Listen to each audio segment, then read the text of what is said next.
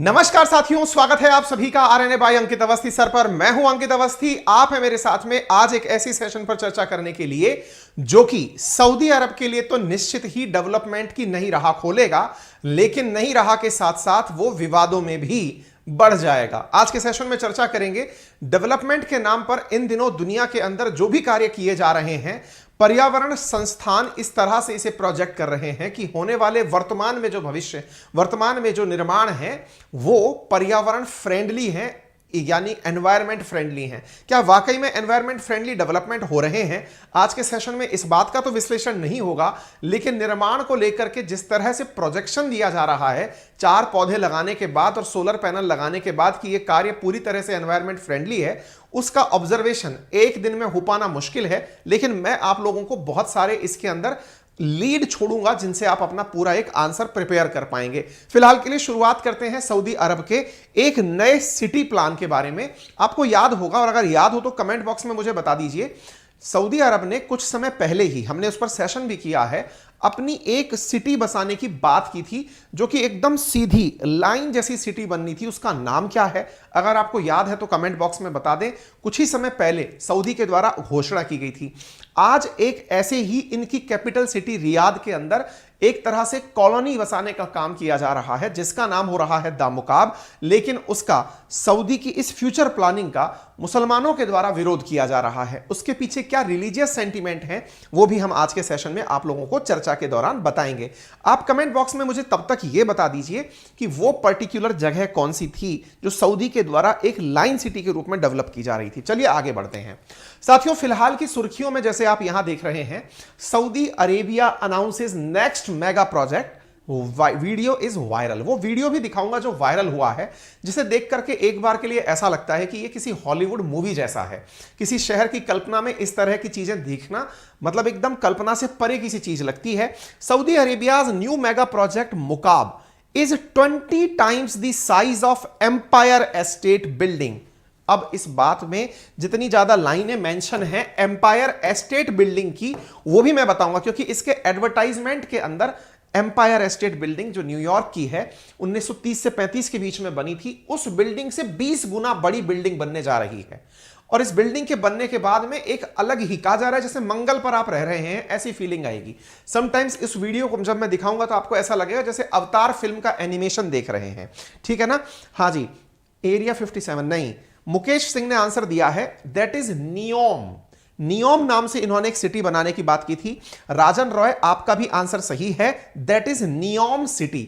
NEOM city कहां बनने की बात थी? सऊदी के अंदर थी। ठीक है, अच्छा, फिलहाल के लिए इनका ये जो प्रोजेक्ट है मुकाब, हम इसकी बात करेंगे। आप यहां पर देख सकते हैं, what is Saudi Arabia's giant cube shaped skyscraper Mukaab the size of 20 Empire State Building. ठीक है, अब यहां पर जो न्यूज है वो ये है कि Muslim reacts to plan for new Kaaba development in Saudi capital. अब एक शब्द यहां पर निकल कर आता है, मैंने तो मुकाब कहा है, मुकाब जहां तक सब जगह चर्चा में चल रहा है, मुकाब मुकाब, ये देखिए मुकाब, और अचानक इस न्यूज की हेडिंग में आप देखते हैं न्यू काबा।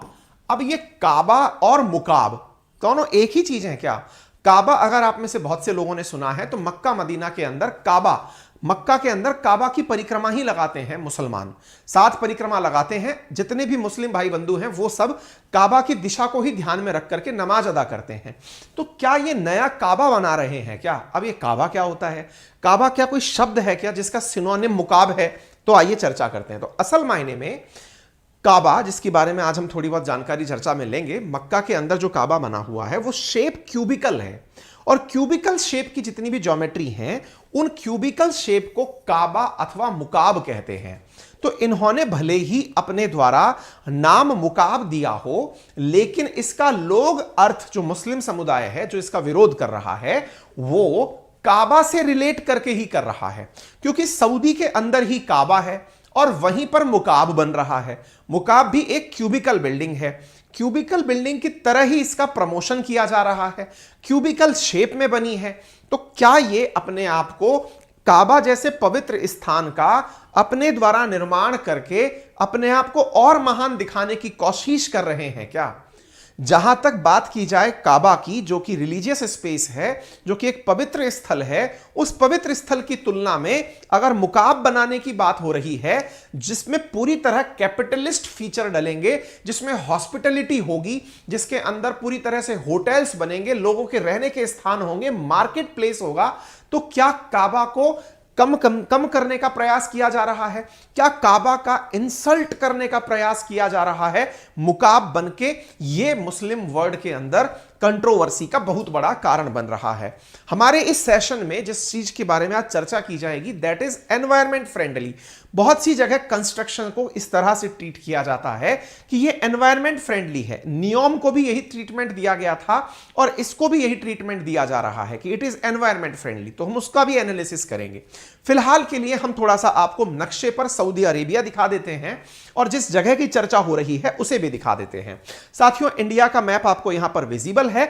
इंडिया के पश्चिम की तरफ जब आप चलते हैं तो गल्फ कंट्रीज दिखाई देती हैं। गल्फ कंट्रीज में आपको सऊदी दिखाई देता है। सऊदी के बीचों बीच में से ट्रॉपिक ऑफ कैंसर पार होती हुई दिखाई देती है, यानी इंडिया के साथ साथ ट्रॉपिक ऑफ कैंसर पर सऊदी भी डला हुआ है। इस ट्रॉपिक ऑफ कैंसर के उत्तर की तरफ आपको एक शहर दिखाई देता है जिसका नाम है रियाद। जिस जगह की चर्चा हो रही है दैट इज रियाद। रियाद के अंदर डाउनटाउन, डाउनटाउन का अर्थ होता है शहर के एक और किनारे की तरफ, जैसे शहर मेन बसा हुआ है उससे दूसरी तरफ एक एरिया में इस प्रकार की बिल्डिंग बनाई जा रही है जिसका नाम मुकाब है। देखने में यह पूरी तरह क्यूबिकल लग रही है। इसका वीडियो जो वायरल हुआ है वो भी मैं आपको दिखाऊंगा, लेकिन उससे पहले सऊदी के अंदर मक्का मदीना की लोकेशन भी दिखा देता हूं। यह सऊदी अरेबिया आपको यहां पर विजिबल होगा।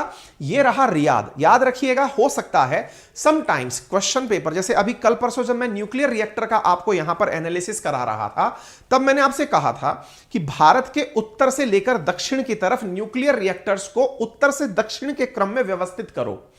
ऐसे ही संभव है, चूंकि ये इतना ज्यादा सुर्खियों में आ रहा है तो संभव है कि आपसे सिटीज जो हैं मैपिंग से इसी प्रकार के सवाल पूछे जाते हैं। जब आप किसी भी परीक्षा में बैठते हैं, मैपिंग से रिलेटेड जो सवाल होते हैं वो उत्तर से दक्षिण, पूर्व से पश्चिम, इस तरह के सवाल रिलेट करके पूछे जाते हैं। तो जैसे ट्रॉपिक ऑफ कैंसर के उत्तर की तरफ रियाद है, साथ में मदीना भी उत्तर में है। ट्रॉपिक ऑफ कैंसर के दक्षिण की तरफ मक्का है। मक्का की यात्रा हज की यात्रा है। मक्का में काबा बिल्डिंग है। मक्का के अंदर जो पवित्र स्थान है जो यूबिकल शेप है उसका काबा नाम है और उसी की हज के दौरान परिक्रमा लगाई जाती है।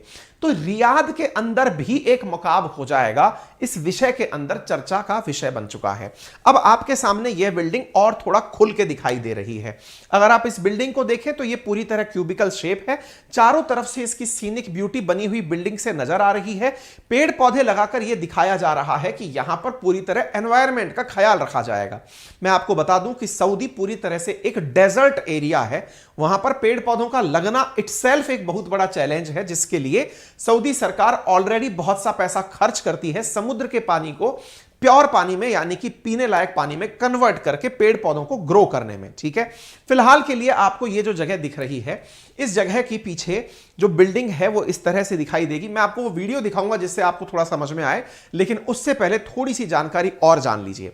साथियों, असल मायने में दुनिया में इस समय जो सबसे बड़ी बहस छिड़ रही है वो ये है कि आने वाले समय में हर देश फॉसिल फ्यूल का सब्स्टिट्यूट तलाश रहा है। आज मैंने कल जो न्यूक्लियर रिएक्टर का आपको सेशन कराया था उसमें मैंने एक जानकारी दी थी जिसमें यह बताया था कि इंडिया के अंदर जो टॉप 5 सोर्सेज ऑफ एनर्जी हैं उनमें माना कि 50% के लगभग कोल से बनने वाली, कोयले से बनने वाली एनर्जी है। लेकिन उसके अलावा जो एनर्जी के सोर्सेज हैं उनमें विंड एनर्जी लगभग 10%, सोलर एनर्जी लगभग 15%। ये अपने आप में एक बहुत सिग्निफिकेंट नंबर है। हाइड्रोफ्यूल, हाइड्रो से बनने वाली, हाइड्रो पावर से बनने वाली एनर्जी वो भी लगभग 10-12%। कहने का अर्थ यह है कि हमारा फॉसिल्स पर डिपेंडेंस धीरे धीरे कम हो रहा है।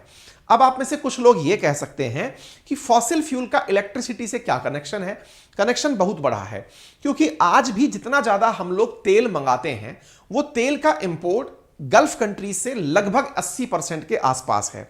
ऐसी स्थिति में भारत में जितना भी परिवहन के अंदर, व्हीकल्स के अंदर जो फ्यूल यूज किया जा रहा है वो फॉसिल फ्यूल है, यानी कि पेट्रोल, डीजल जैसी चीजें हैं। आने वाले समय में भारत सरकार जैसे तमाम देशों ने यह डिसीजन लिया है कि वो 2030 तक, जैसे इंडिया ने ले रखा है कि 2030 तक हमारी 30% गाड़ियां, चलने वाले व्हीकल्स लाइट से चलेंगे, 2030 तक जब हमारे 30% व्हीकल लाइट से चलेंगे, तो दिमाग में आपके ये विचार आना चाहिए कि इसका मतलब 30% हमारा फ्यूल कंजप्शन कम हो जाएगा। कौन सा फ्यूल कंजप्शन? जो हम लोग गल्फ से मंगाते हैं। यदि आज की तुलना में हम बात करें तो इसी प्रोग्रेस को सऊदी भी तो समझता होगा ना कि इन लोगों ने हमारा ऑप्शन तलाशना शुरू कर दिया है। और देखिए, हर दुनिया के बड़े बड़े देशों ने अपने लिए टारगेट ले लिए हैं कि हम फॉसिल फ्यूल की जगह इलेक्ट्रिसिटी यूज करेंगे। इलेक्ट्रिसिटी बनेगी कैसे? तो बोले कोयले वाली इलेक्ट्रिसिटी नहीं, सोलर एनर्जी वाली, विंड एनर्जी वाली, हाइड्रो पावर वाली, न्यूक्लियर एनर्जी। इंडिया खुद 50% बिजली आज पैदा नॉन फॉसिल फ्यूल की तरह कर रहा है, यानी उस तरह के अपदार्थों से बना रहा है जिसका कोई प्रदूषण नहीं है। अब जब हम इतना बड़ा मात्रा में लगभग 50% के आसपास बिजली का उत्पादन कर रहे हैं बिना पेट्रोल डीजल और प्रदूषण फैलाए, और उनका उपयोग करके हम इलेक्ट्रिसिटी ड्रिवन अपना ट्रांसपोर्टेशन कर ले जाएंगे, तो विचार करिए, ये तो 2030 की बात है। 2000 इस पूरे दशक में जब 30% व्हीकल ऐसे हो जाएंगे, तो अगला जो दशक होगा उसमें तो शायद यह नंबर 60% तक पहुंच जाएगा, 70% तक पहुंच जाएगा। तो विचार करिए, आज से 25 साल बाद इंडिया में जहां हर तरफ आपको इलेक्ट्रिक व्हीकल मेजॉरिटी में दिखने लगेंगे, विचार करिए उस समय सऊदी के हालात क्या होंगे। बोले क्यों? अरे भाई, गल्फ कंट्रीज के लिए मेजर ऑयल एक्सपोर्टिंग कंट्रीज कौन सी हैं? गल्फ कंट्रीज किसको तेल बेचती हैं? या तो चीन को बेचती हैं या इंडिया को बेचती हैं। सबसे ज्यादा पॉपुलेशन भी है ना हमारे पास। अब ये दोनों ही देश इलेक्ट्रिसिटी पर निकल लिए। इसका मतलब आप जब प्लान कर सकते हो कुछ बड़ा कि हम इस तरह का सब्स्टिट्यूट कर देंगे, तो इन्हें भी तो अपना भविष्य तलाशना है। इसी को ध्यान में रखते हुए सऊदी ने विजन 2030 जारी किया था। सऊदी का विजन 2030 यह था जिसे सऊदी विजन 2030 कहा जाता है। इंडिया ने कहा ना कि 30% व्हीकल हमारे इलेक्ट्रिसिटी से चलेंगे, तो सऊदी ने भी कहा कोई बात नहीं, आप अपने व्हीकल चलाइए, हम अपने यहां कुछ और बना लेंगे। क्या बना लोगे? तो हम अपने देश को उस पैसे से जो फिलहाल तेल बेच के हमें मिल रहा है, हम अपने आप को एक डेवलप्ड कंट्री बना लेंगे। जैसे उदाहरण के लिए आज आप जब चर्चा करते हैं सिंगापुर की, सिंगापुर कुछ भी नहीं बेचता, बहुत छोटा सा देश है। कुछ भी नहीं बेचता से मतलब क्या है? अजी साहब, खूब सारा एक्सपोर्ट आता है वहां से। अरे साहब, दुनिया भर के देशों ने अपने द्वारा वहां ऑफिसेज खोल लिए हैं।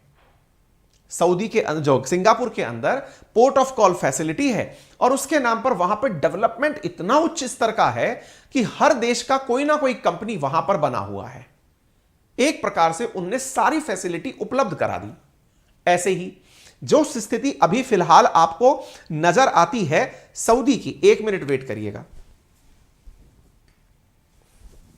मैंने जल्दबाजी में प्लग इन करना भूल गया था। ऑन हो गया, ठीक है। तो ऐसी ही स्थिति अगर मैं और देशों में आपको बताऊं जिससे आपका दिमाग थोड़ा सा इस दिशा में आगे बढ़े, जैसे हांगकांग की आप बात करेंगे, तो हांगकांग भी एक जैसा, मतलब लगभग ऐसी ही चीज है, जहां पर तरक्की के नाम पर खुद की कोई पैदावार तेल की नहीं है, ना ही कोई बहुत बड़े खजाने मिल गए हैं, लेकिन अपने आप को ऐसा विकसित कर लिया है कि वो दुनिया भर के लिए एक काम करने की जगह बन गया है। इसी तर्ज पर यूएई ने अपने यहां दुबई को डेवलप किया। यूएई ने जैसे दुबई को डेवलप किया, आज दुबई से लोग तेल खरीदने नहीं जाते हैं, दुबई में ऑफिसेज हैं। इंडिया के अंदर प्रोग्रेस का आजकल रूट बदल गया है। इंडिया के जो छोटे मोटे स्टार्टअप्स हैं या बड़ी छोटी मोटी कंपनीज हैं, वो जब अपने लोकल शहर में ग्रो कर लेती हैं, तो वहां से एक कदम उठ करके बेंगलोर पहुंच जाती हैं कि अब हमारा ऑफिस बेंगलोर होगा।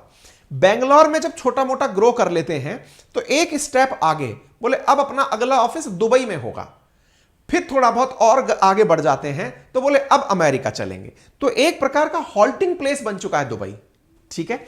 सऊदी ने इसी प्रकार से एक लेसन सीखा कि क्यों ना हम दुनिया को अपने यहां आकर्षित करें। आकर्षित करने के लिए क्या किया जाए? डेवलपमेंट को प्रेफर किया जाए।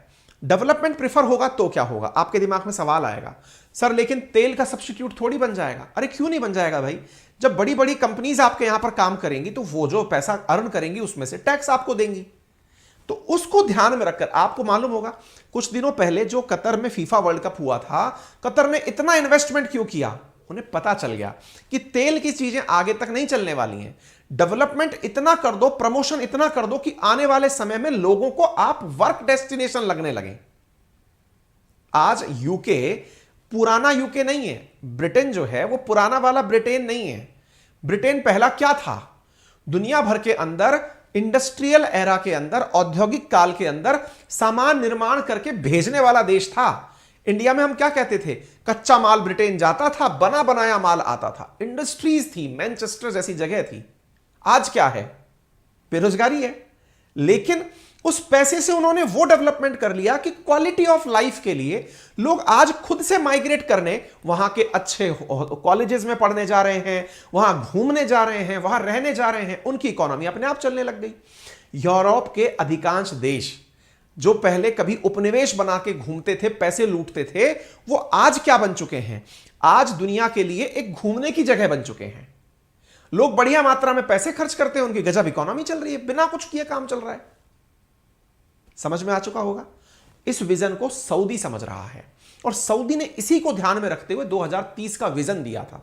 और उस विजन में इन्होंने इस प्रकार की प्लानिंग की थी कि हम आने वाले समय में कुछ ऐसी चीजें बना लेंगे जो कि बिल्डिंग के हिसाब से, है ना, किंग सलमान ब्रिज बना लेंगे, अरामको को और ज्यादा फायदा दे देंगे, लोगों को रहने के लिए ग्रीन कार्ड फैसिलिटी दे देंगे, पावर वाटर सप्लाई दे देंगे, मिलिट्री स्पेंडिंग को आत्मनिर्भरता की तरफ ले आएंगे, करप्शन फ्री कर देंगे, अनएम्प्लॉयमेंट घटा देंगे। ऐसी चीजों को ध्यान में रखते हुए उस भविष्य के लिए इन्होंने 2030 को ध्यान में रखते हुए रियाद के अंदर इस मुकाब नाम की बिल्डिंग का निर्माण शुरू किया है। मेरे हिसाब से अब आपको विजन उन्होंने तो नहीं बताया क्या सोचते हैं, अंदर की बात क्या है, लेकिन मेरे बताने से शायद थोड़ी क्लैरिटी आपके दिमाग में आ गई होगी।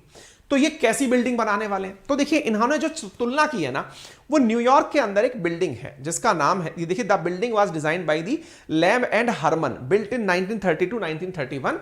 ये एम्पायर स्टेट है न्यूयॉर्क के अंदर।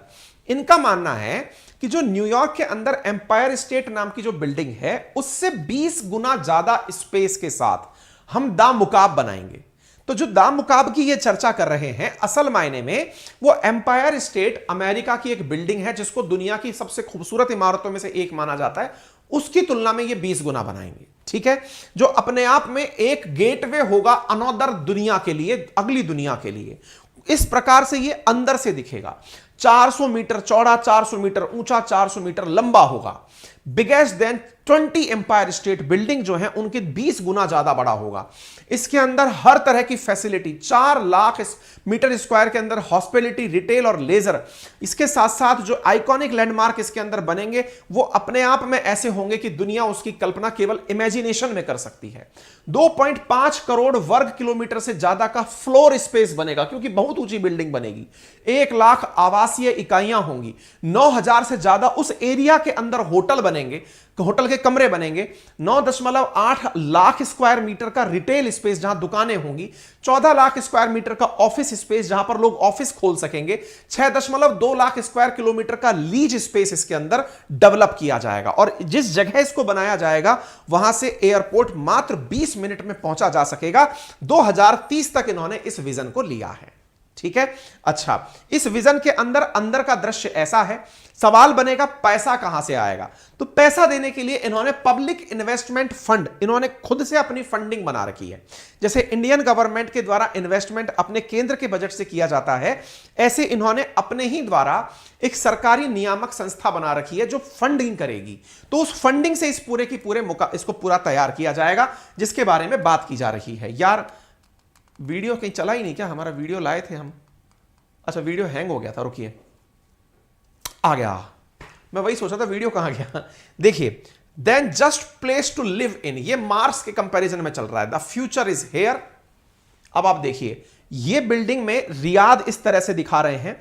न्यू मुरब्बा जो है वो इनकी कंपनी का नाम है जो बना रही है इसको, है ना, प्रोजेक्ट को बनाने वाली जैसे कंपनियां होती हैं वैसे। अब आप थोड़ा सा देखिए इसे आसानी से। टॉप 10 लिवेबल स्पेस के अंदर होगा। यह देख रहा आपको सामने की तरफ मुकाब। इस मुकाब को इन्होंने प्रॉपर तरीके से आसपास के एरियाज के हिसाब से डेवलप करने की कोशिश की है, जिसमें retail, residence, dining, hospitality, entertainment, इस तरह के इसके अंदर प्रमाइसेस बन जाएंगे। अंदर जाएंगे तो आपको ऐसा लगेगा जैसे, देखिए, ये हाई स्पीड लिफ्ट आपको जाती हुई दिख रही है। अपने आप में ये इसे बोल रहे हैं कि मुकाब अंदर से ऐसा दिखेगा। अब ये चील उड़ती हुई कहां से लाएंगे नहीं पता है, लेकिन बिल्डिंग के अंदर डिजाइनिंग इस तरह की होगी जिसके अंदर आप जाकर के वंडर महसूस करेंगे साहब। ये तो आप लोगों ने, बहुत से लोगों ने कॉमन दृश्य है जो देखा होगा। कहां पर? इस तरह के झूलते हुए पत्थरों को, अगर आपने वो अवतार नाम की जो मूवी आई थी उसमें देखा होगा, इस तरह का यहां पर प्लेस होगा। ये उड़ते हुए जो आपको यहां पर ड्रोन दिख रहे हैं, ये लोकल कनेक्ट के लिए बनाए जाएंगे। ये जो आप महिला को चलता हुआ यहां देख रहे हैं, असल में ये मेटा का विजन है। मेटा बोले तो मेटावर्स की दुनिया नहीं है। ये जो मेटा वाला फेसबुक वाले जो प्रोडक्ट बना रहे हैं, 3D इमेजिनेशन के साथ जो सारे काम होंगे, उस तरह से प्रमोशंस हुआ करेंगे। यहां पर आप इसको देख सकते हैं, ये न्यू मुरब्बा नाम की जो कंपनी है उसके द्वारा द मुकाब नाम की बिल्डिंग बनाई जा रही है। मैं वही सोचा था, मैंने कहा काफी हैवी था, चल नहीं रहा था। ठीक है, तो इस तरह की चीजें इसके अंदर होंगी और इस प्रकार से कार्य इसके अंदर किया जाएगा, ये मैंने आपको यहां पर बता दिया है। ठीक है, तो पैसा तो खूब सारा खर्च होगा। माना जा रहा है कि देश की जीडीपी को इसकी वजह से लगभग 48.6 बिलियन डॉलर का और इन्वेस्टमेंट प्राप्त होगा। पैसा इसमें खूब सारा खर्च किया जाएगा। अब सवाल मिलेगा, भारत को क्या फायदा मिलेगा? देखिए, भारत से बड़ी मात्रा में कामगार जो है ना, दोनों तरह की चीजें भारत दुनिया को देता है। एक दिमाग देता है जो कि चला जाता है अमेरिका, ब्रेन ड्रेन जिसे आप कहते हैं, अमेरिका और या फिर यूरोपियन वर्ल्ड के अंदर चला जाता है, जहां पर हमारे यहां से पढ़े लिखे बढ़िया IITian बच्चे बच्चियां जो हैं वो नौकरी की लालच में बाहर चले जाते हैं। आजकल लोग दुबई, सिंगापुर यहां पर भी जा रहे हैं और जाकर नौकरी कर रहे हैं। अच्छा, इसी प्रकार से इस जगह पर एक तो रोजगार का अवसर सीधा जब वो कंपनियां बनेंगी तब मिलेगा, लेकिन उसके अलावा भी बड़ी बड़ी मात्रा में देश के जो कामगार हैं, कामगार मतलब लेबरर्स जो हैं हमारे देश से, वो गल्फ में ऑलरेडी काम करने के लिए बड़ी मात्रा में जाते हैं। आपको मालूम होगा, जब अभी फीफा वर्ल्ड कप हुआ था तो उस समय पर भी बड़ी मात्रा में देश से निकल करके लोग कतर गए थे। ठीक है, वहां पर बहुत बड़ी मात्रा में लोगों ने काम किया था और लंबे समय तक, और उनके बाद में वो जो एजेंसीज थी उन्होंने भारतीय मजदूरों की स्थिति पर काफी सारा दुख भी व्यक्त किया था कि भाई इतने लोग काम करने आए, इनमें से इतने लोग यहीं पर रह गए, मर गए, कुछ लोगों को कुछ हो गया। ऐसी कल्पना की जा रही है कि 2030 में अगर ये काम कंप्लीट होना है तो अभी से लेकर के सऊदी जाने वालों की संख्या में लगभग 3.34 लाख लोगों की संख्या में इजाफा हो जाएगा। क्यों? क्योंकि असल में इस काम को करने के लिए बड़ी मात्रा में फिर से लेबर की जरूरत पड़ेगी। तो हमारे यहां से बहुत सारे लोग लेबर का काम करने के लिए, कोई इलेक्ट्रिशियन का काम करने के लिए, कोई प्लम्बर का काम करने के लिए, कोई चिनाई का काम करने के लिए, है ना, सामान उठाने का काम करने के लिए, सप्लाई का काम करने के लिए, इनके लिए जाते हैं। ठीक है, आज भी अगर आप यूएई को देखें, जो दुबई है, दुबई का नहीं, पूरा यूएई उठा के देख लें, वहां जहां आबादी लगभग 1 करोड़ है, वहां पर लगभग 30 लाख इंडियंस हैं। ऐसे ही हालात सऊदी के हैं, वहां पर बड़ी मात्रा में इंडियंस काम करने के लिए जाते हैं। ठीक है साहब, अब इसके अलावा आपके दिमाग में एक प्रश्न और आएगा, और वो ये है कि ये केवल कल्पना है और रियल में वाकई में कुछ ऐसा हो रहा है, हो भी रहा है।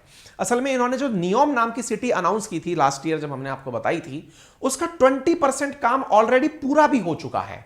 यानी इनके यहां पर जो प्रोजेक्शंस आते हैं, ये पेपर पर नहीं, एग्जीक्यूशन लेवल पर भी आते हैं, और काम 20% ऑलमोस्ट उसका डन हो चुका है। इधर देख लीजिए, सऊदी अरेबिया का जो नियोम नाम का प्रोजेक्ट था, जिसको लेकर के दिमाग में डाउट्स आ सकते थे, उसका 20% infrastructure work already completed. NEOM के अंदर लगभग 4.5 लाख घर बनेंगे, जो नियोम सिटी बन रही है, जो द लाइन के नाम से बन रही है, पूरी की पूरी लाइन जैसी सिटी बन रही है। यानी यहां पर बड़ी मात्रा में कंस्ट्रक्शन वर्क चल रहे हैं। ठीक है, अच्छा, तो अब सवाल आता है कि क्यूब को लेकर कंट्रोवर्सी क्यों हो रही है, मुस्लिम वर्ल्ड क्यों परेशान हो रहा है? तो इसके पीछे का सबसे बड़ा कारण क्या है? काबा जैसी आकृति का होना। काबा जो कि क्यूबिकल शेप है, मुकाब भी क्यूबिकल शेप का है।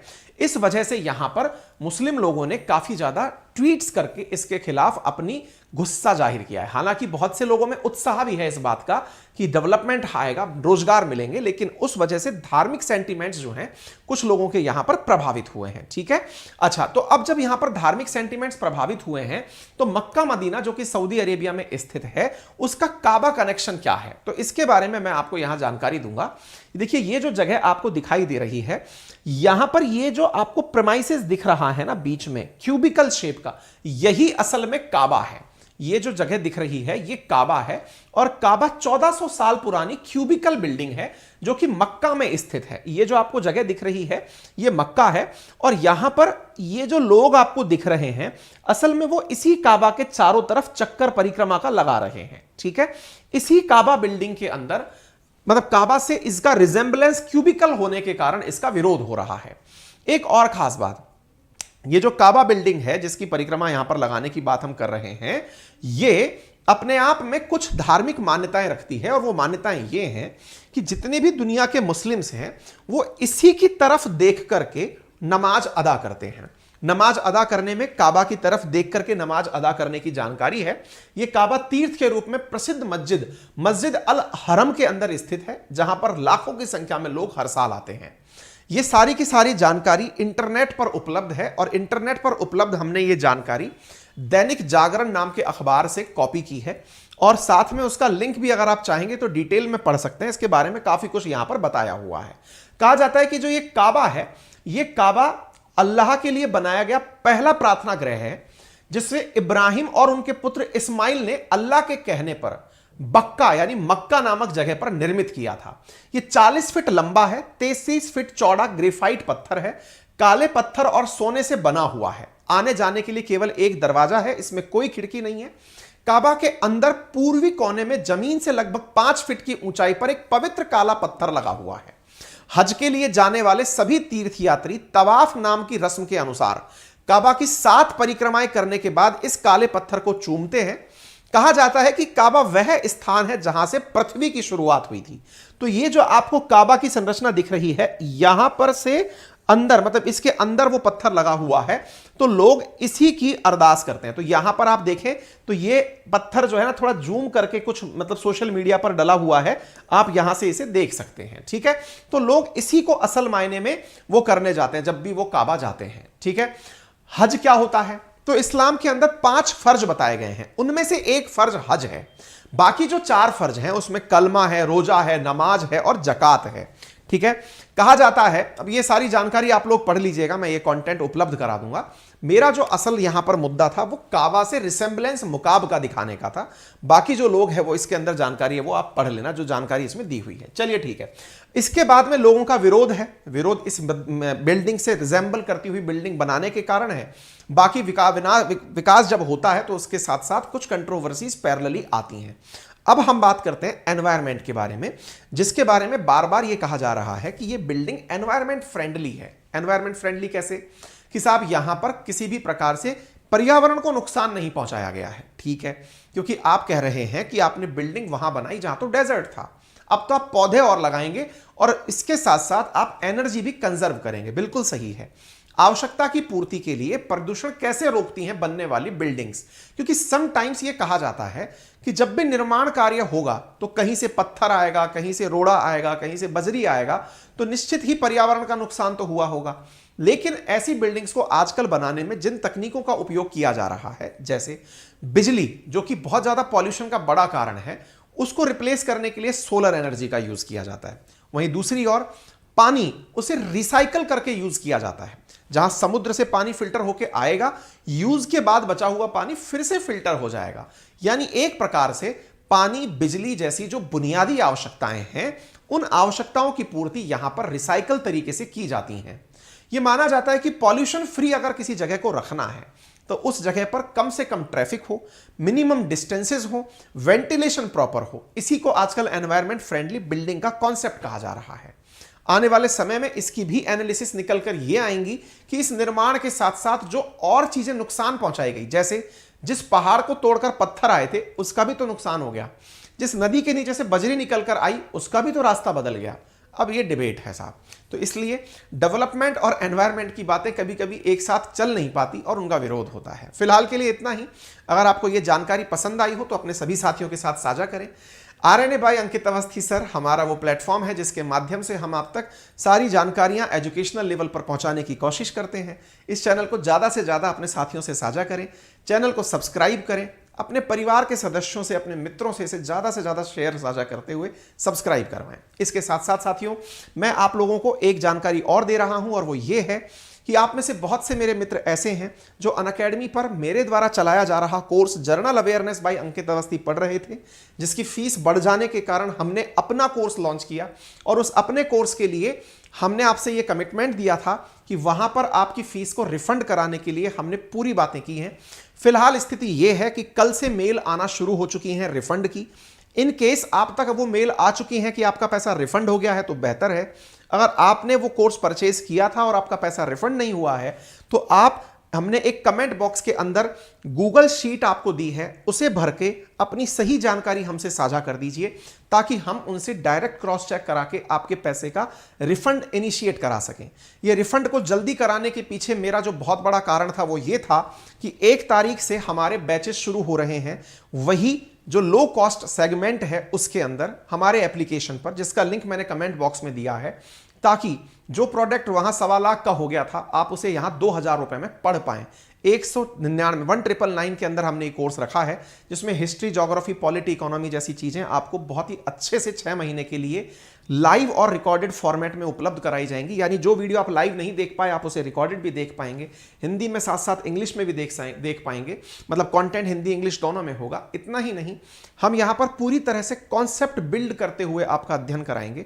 साथ में जो भी पढ़ने लायक मटेरियल है उसे पीडीएफ फॉर्मेट में आपको उपलब्ध करवाया जाएगा जिसका आप प्रिंट निकाल पाएंगे। ठीक है, तो आप में से जो भी साथी हैं, क्योंकि ऑलरेडी 1 तारीख से बैच शुरू होने वाला है, तो अभी तक आपका पैसा अगर रिफंड आ गया है तो जल्दी से अपने इस बैच के प्रयास को शुरू करें और इस 6 महीने की यात्रा को इस लो टिकट साइज पर हमारे साथ कनेक्ट करके आगे बढ़ें। इसके बावजूद भी अगर आपके रिफंड आने में 7 दिन का समय भी लग जाता है तो रेस्ट अश्योर रहिए, आपका पैसा वहां से पूरा आएगा। इसके लिए मैं पूरी तरह कनेक्शन में हूं। आप तब तक अपना सेशन परचेज करके इस पढ़ाई को कंटिन्यू करिए, रिफंड वहां से पूरी तरह से आ जाएगा, ये बात कंफर्म है। ठीक है, चलिए, तो यहां पर हमने क्या क्या फीचर डाले हैं ये आपको ऑलरेडी पता है। 1999 के अंदर कोर्स है आपका, आरएनए बाय अंकित अवस्थी सर के नाम से हमने अपना प्लेटफॉर्म बनाया है। ठीक है, थैंक यू सो मच, अपना ख्याल रखें।